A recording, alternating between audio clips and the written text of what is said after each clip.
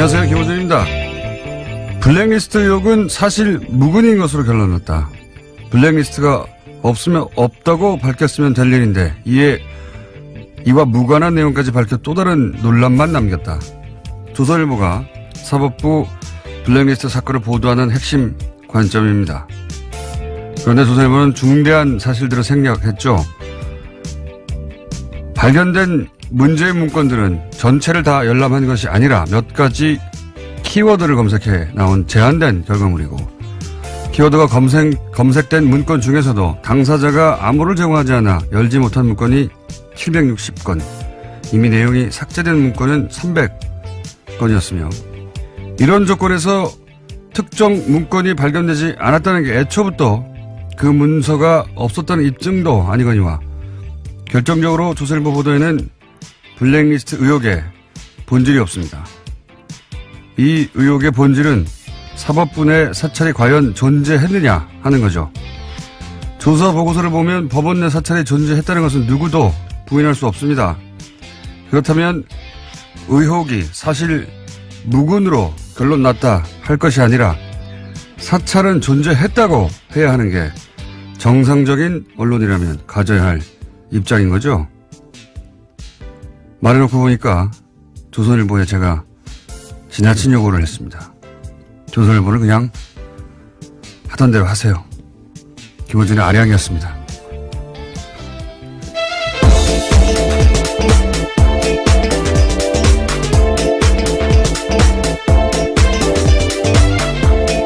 시사인의 김은지입니다. 네.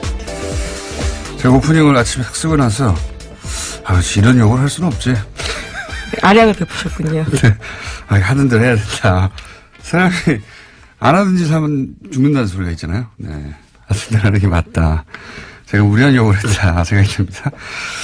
제가 이게 조사 보고서 기자들은 아마 다들 읽어봤을 것 같은데, 별지. 예, 저도 봤습니다. 언론 보도에 이게 다 담을 수가 없으니까요. 예. 그래서 이제 별지 내용들을 다 읽어본 일반 시민들이 잘 없겠지만, 다 읽어본 사람들은 이건 뭐 황당무계하거든요. 내용을 보면. 네, 그렇죠. 예. 저희가 이정열 판사님과 오늘 또 한 번 짚어보겠는데, 이게 이제 보통 경악을 한다, 뭐 충격을 금할 수 없다 이런 표현을 하는데, 저는 그런 표현은 좀 안 어울린다고 생각해요. 너무 찌질하다. 내용이 너무, 이게 우리나라 대한민국의 법원 행정처라고 하면 최고 엘리트들인데. 예, 그렇죠. 법관 중에서도 가장 엘리트들이 가는 곳입니다. 네. 이게 너무 찌질하다. 보면은 뭐 게시판 댓글 숫자 세고 있고. 댓글 주요 내용까지 다 보고하고 있는데요. 네. 굉장히 유치한 내용들이 맞습니다. 그런 다음에 보고를 하고 있습니다. 예를 들어서 뭐 누구누구를 보내서 설득하라느니, 설득이 실패했다느니, 그리고 뭐 이런 것도 있어요. 우리법 연구회, 이게 진보적인 성격의 모임이죠. 법원 내. 근데 이제 이 모임의 핵심이 누구냐, 이름 쫙 써 있습니다. 주변 그룹이 누구냐. 주변 그룹으로 분류된 분들 기분 나쁠 것 같아요. 이름이 쫙 써 있어요. 그리고 나서 이제 핵심 그룹이 일반 판사들 호응을 얻는 것을 차단해야 된다. 핵심 그룹을 고립시켜야 된다. 그래서 대응 전략 같은 거 쭉 있고, 뭐 카페 활동이나 인터넷 활동을 어떻게 저지할 것인가. 게시물, 댓글 엄청 자세하게 써 있어요. 네, 심지어 개인 페이스북에 달린 댓글까지도 보고하고 있는 상황입니다. 네, 자기들끼리 다 보고하고 이거 심각하다. 어떻게. 그걸 두고 사찰이 아니라고 말하는 것도 굉장히 황당한데요. 사찰이라고 하는 것도 유치한 수준이에요, 아주. 근데 그런 내용이 가득합니다. 발견된 문건. 그것도 전부가 아니죠. 정말 심각한 정말 일부가 나온 겁니다. 정말 심각한 거는 못 봤다고 봐야 되는 거죠. 네, 행정처 차장이 굉장히 핵심 인물로 꼽히고 있는데 그 사람 컴퓨터는 아예 열어보지도 못했거든요. 그리고 또 열어본 것들 중에 삭제했다니까 파일을 삭제했다고 생각하시는 분도 있는데 그게 아니고 파일이 있는데 열어보면 내용이 아무것도 없어요. 지워버린 거죠. 예. 그렇게 삭제해버린 겁니다. 예. 이런데 무슨 블랙리스트 의혹이 사실 무근으로 드러났다. 이렇게 쓰면 안 되죠. 읽어봤으면 절대 그렇게 못할 텐데 읽어보고 나서도 사실 무근이라고. 전체가 블랙리스트예요. 전체가. 네, 유일하게 시사인 칼럼도 들어가 있습니다. 그런 것도 되게 있습니다. 황당했는데요. 예. 시사인 칼럼 썼는데 이거 편집을 악이죠. 시사인 얼마나 나쁜 잡지인가. 예, 그러지 않습니다. 전혀 그러지 않고요. 그리고 저희 방송에 나왔던 그 바로 차상환 예, 차상환 판사. 예. 판사가 이제 칼럼도 쓰고 했을 때 얘기고 요게 이제 그 문건 내용이 대상이 된 기간이 저희 방송이 나온 이유는 없어요. 그래서 아깝습니다. 방송 나온 다음에 어떻게 반응했는지도 있었으면 좋았을 텐데, 칼럼 한 번 썼다고 그렇게 길게 보고서를 쓴 만큼. 예, 그렇죠. 칼럼 하나 썼는데 엄청 길어요. 이 사람을 어떻게 해야 되는지, 누굴 보내서 설득하라고. 방송에 나왔으면 얼마나 더 긴 내용이 나왔을까. 예. 주변에 기자분들이 계시면 구해서 보시면, 네. 처음엔 우린 판사가 아니다 보니까 충격을 받는다기보다는 콧웃음이 나오는 정도. 야, 이렇게 하나? 제가 한 3차례 가까이 읽었는데요. 읽을 때마다 더 화가 납니다. 읽을수록 화가 나는 보고서이긴 합니다. 저는 처음에는 야, 이거 심하다 싶다 나중에 웃겼어요. 야, 이 사람들 엘리트들이 읽어하고 있구나. 지질합니다. 굉장히 보고서가. 자, 첫 번째 뉴스는요. 네, 그 뉴스에 집중하다 보니까 다른 뉴스를 먼저 좀 전해드려야 될 것 같은데요. 국정원 특수활동비 수억 원을 받은 혐의로 구속된 김백준 전 청와대 총무기획관이 있습니다. 이명박 정부 시절에 총무기획관이었는데요. 드디어 입을 열었다고 YTN이 보도했습니다. 검찰이 김 전 기획관이 국정원 자금을 받아서 사용한 배경에 이명박 전 대통령의 지시가 있었다라고 진술했다고 알렸습니다. 김백준 씨를 이제 넘어갔네요, 드디어. 네. 이렇게 되면은 이명박 전 대통령밖에 이제 안 남게 되는 거죠. 예. 네, 국정원에 받은 돈을 어디다 쓸지 역시 이명박 전 대통령이 관여했다라고 김백준 전 기획관이 진술했다고 합니다. 그러니까요. 이제 김백준 기획관 같은 경우에는 나머지 포즈를 다 맞춰줬는데, 예. 나만 입을 다무는 게 무슨 소용인가, 이런 생각도 했을 것이고, 만약에 다른 진술들이 전혀 없는 가운데 본인에게 처음 물어봤다면 끝까지 부인했을 수도 있어요. 근데 본인을 제외하고는 다 얘기했잖아요. 예. 그러니까 네. 그게 소용이 없다는 생각도 했을 것이고 또 하나는 그럼 그 돈을 다른 사람은 다 지금 인정하는데 당신이 지시해서 당신이 쓴 거 아니야? 이런 질문에 대해서 가만히 있으면은 뒤집어 쓰지 않습니까? 네, 그래서 그 사실 또한 밝혔다라고 하는데 사적인 이익을 위해 돈을 챙긴 일은 전혀 없다라고 이야기했다고 합니다. 나는 안 챙겼다. 그리고 그럼 당신이 지시한 거냐? 내가 지시한 건 아니다. 말할 수밖에 없는 상황인 거죠. 예. 지난번 김관진, 임관빈 를 넘어서지 못했죠. 그때는. 예. 네, 석방된 바 있습니다. 그런데 이번에는 넘어갔습니다. 이제는 이명박 전 대통령한테 묻는 것밖에 남지 않았고, 여태 여러 갈래의 수사가 있었지만 이명박 전 대통령까지 이렇게 단시간에 단숨에 그건 이게, 유일하네요. 네, 검찰이 굉장히 잘했다고 할 수 있습니다.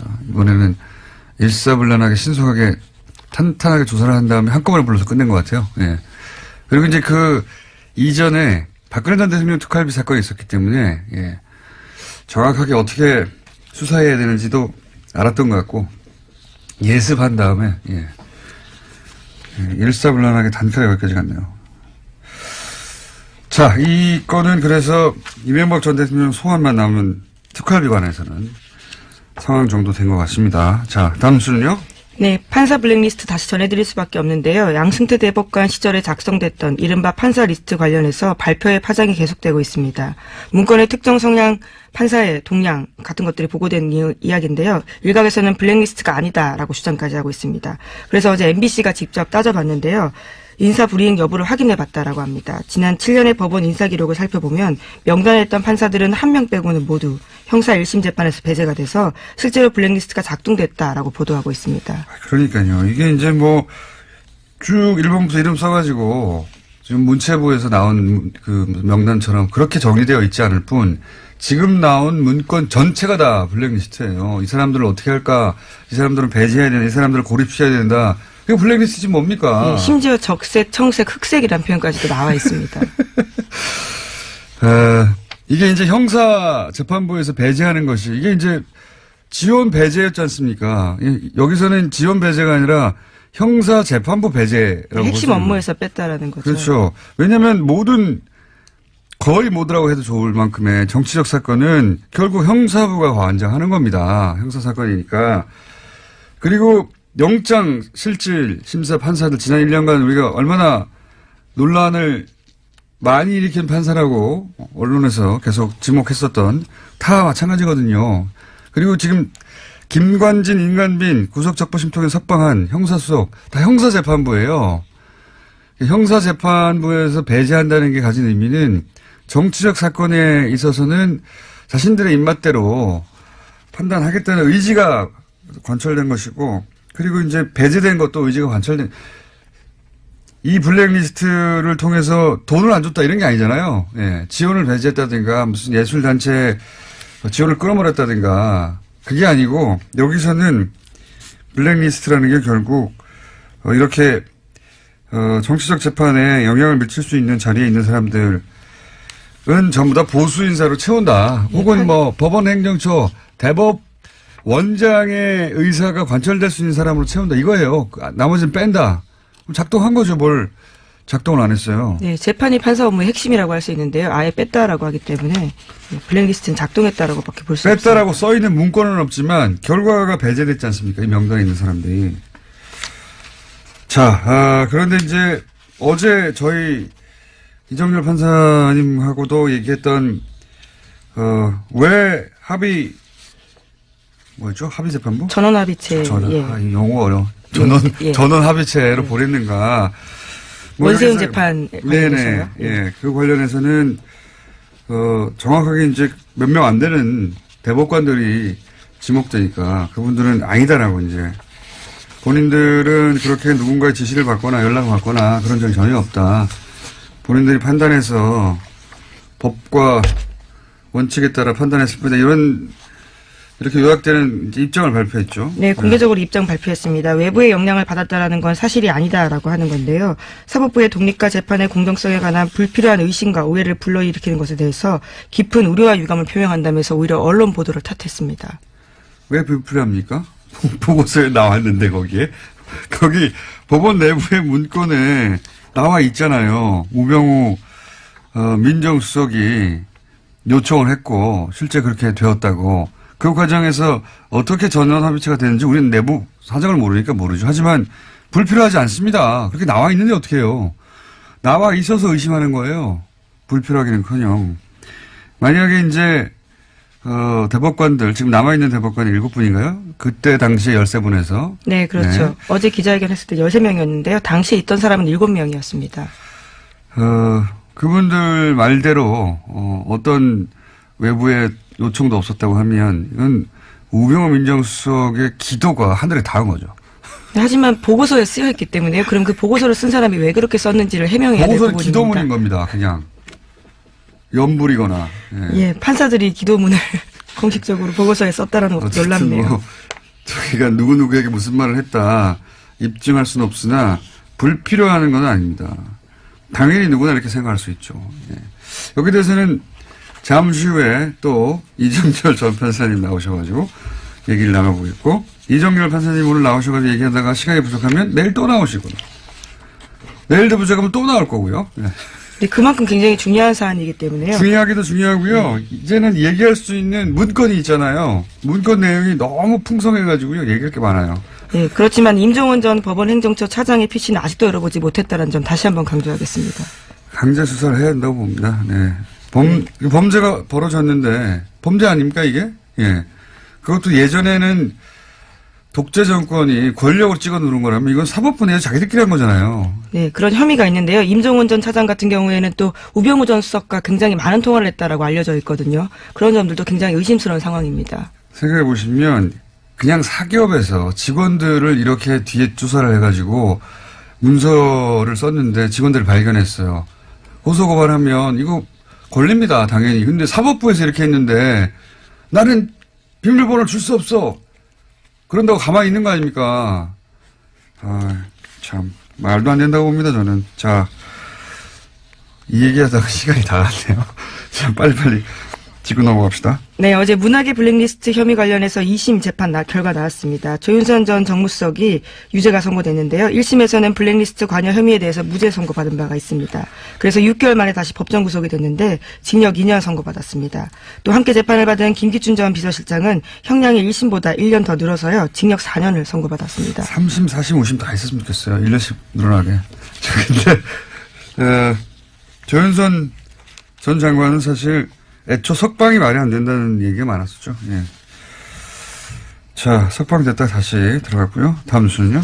네, 조윤선 전 장관 관련해서 뉴스가 또 하나 있는데요. 문화체육관광부 장관이 되기 넉 달 전에 최순실 씨가 이를 이미 알았다라는 정황이 나왔다고 합니다. 중앙일보 보도인데요. 2016년 5월 달에 최순실 씨 가방에서 문체부 장관 괄호하고 조윤선이라고 쓰인 메모지가 나왔다라고 합니다. 당시에 장시호 씨가 이를 발견해서 휴대폰으로 찍어둔 사진이 있다라고 합니다. 그렇군요. 예. 휴대폰에는 일시 장소까지 남으니까요, 기록에. 그 사진으로 볼 때 임명되기 넉 달 전에 이미 최순실 씨 메모에 문체부 장관은 조윤선으로 한다, 이렇게 적혀 있었다는 거죠. 이게 제가 보기에는 어제도 잠깐 얘기했던 주말에, 문고리 3인방이 박 대통령한테 뭔가 보고를 할 때 또 왔다 갔다 했잖아요. 네. 아무도 가만히 있으라고 말도 못했다라고. 나가란 말도 못하고. 그때 이제 결정하셨겠죠. 최순실. 사실상 내정 페이퍼가 아닌가라는 의심이 드는 문건입니다. 문건이 아니고요. 메모입니다. 최순실 대통령 대행이 그때 결정하셨겠죠. 예. 이렇게 장관으로 하여라. 하여튼 관련 뉴스가 짧게 하나 있고요. 자, 하나 정도만 더 하고 넘어가야 될 것 같은데, 그 특활비 관련해서 새로운 뉴스가 하나 나왔죠? 예. 네, 이명박 정부 시절 국정원이 대북 공작금을 이용해서 야당 정치인과 민간인을 불법 사찰했다고 더불어민주당 민병두 의원이 주장했습니다. 프로젝트 이름이 웃긴데요. 포청천입니다. 자, 그래서 민병두 의원이 직접 잠시 후에 스튜디오에 출연하셔서 사안을 다룰 텐데, 사실 특활비 관련해서 자기 집 기름값도 내는 뉴스가 이미 나왔기 때문에 무슨 뉴스든 특활비 관련해서는 가난하다 싶긴 했었는데, 대북 공작비를 빼먹었다는 뉴스는 레벨이 또 달라요. 예. 이제 공부 다 끝났다 싶었는데, 박사 후 과정이 또 나온 느낌입니다. 박사 후 과정이. 자,